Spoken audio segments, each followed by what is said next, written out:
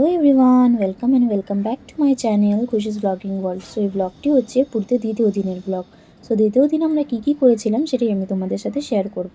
So সকালবেলা ঘুম থেকে উঠে আমাদের রুম থেকে বেরিয়ে দেখি এদের উৎপাত। অ্যাকচুয়ালি আমরা যে হোটেলটাতে ছিলাম সেই হোটেলের আশেপাশে প্রচুর বাদর ছিল, আর আমরা যে কদিন ছিলাম রোজ সকালে উঠে এদের উৎপাতগুলোই দেখতাম। তারপর স্নান কমপ্লিট করে রেডি হয়ে বেরিয়ে পড়েছিলাম সাইট সিইংয়ের জন্য। যেহেতু আমাদের হোটেলটা একটু ভেতর সাইডে ছিল, তাই যেই গাড়িটি ঠিক করা হয়েছিল ঘুরতে যাওয়ার জন্য সেই গাড়িটি আমাদের হোটেলের সামনে যাবে না বলে আমাদের বিচ পর্যন্ত রোড পর্যন্ত হেঁটে হেঁটে যেতে হয়েছিল। এই হলো আমাদের গাড়ি। আমরা যেহেতু অনেকজন ছিলাম তাই আমরা বড় গাড়ি ঠিক করি।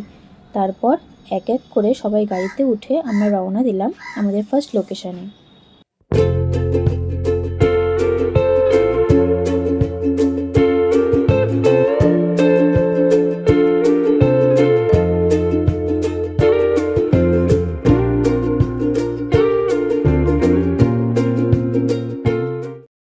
সো আমরা আমাদের ফার্স্ট লোকেশানে পৌঁছে গেছি। এটি হচ্ছে আমাদের ফার্স্ট লোকেশান। এটা হচ্ছে একটা মিউজিয়াম যার নাম সুদাম স্যান্ডার্ড মিউজিয়াম। তো এখানে আমাদের প্রথমে টিকিট কেটে তারপর ভেতরে ঢুকতে হয়েছিল।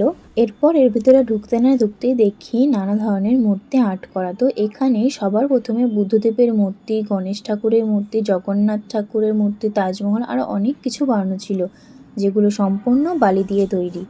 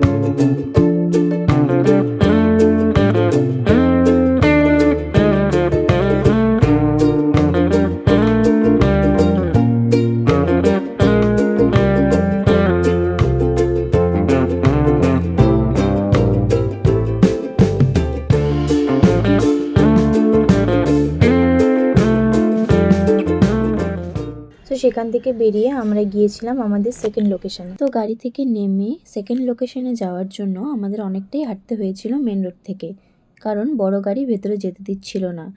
তো আমাদের গাড়ি মেন রোডেই দাঁড়িয়েছিল। ভেতরে যাওয়ার জন্য অটো টোটো ছিল, কিন্তু আমরা হেঁটেই গেছিলাম।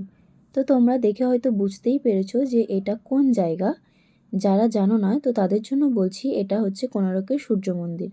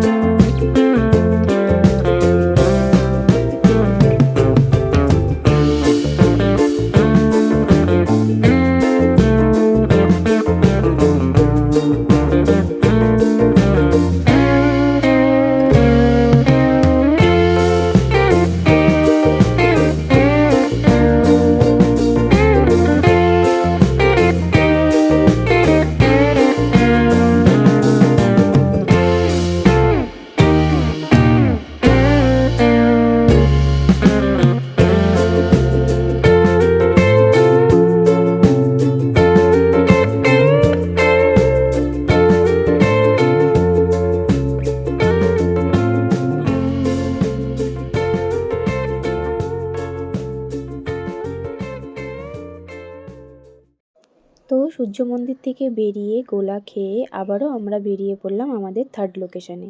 আমাদের থার্ড লোকেশানটা কিন্তু ছিল পাহাড়ের ওপরে। তো এটা হচ্ছে ভুবনেশ্বর মন্দির। তাহলে চলো পুরোটা ঘুরে দেখা যাক।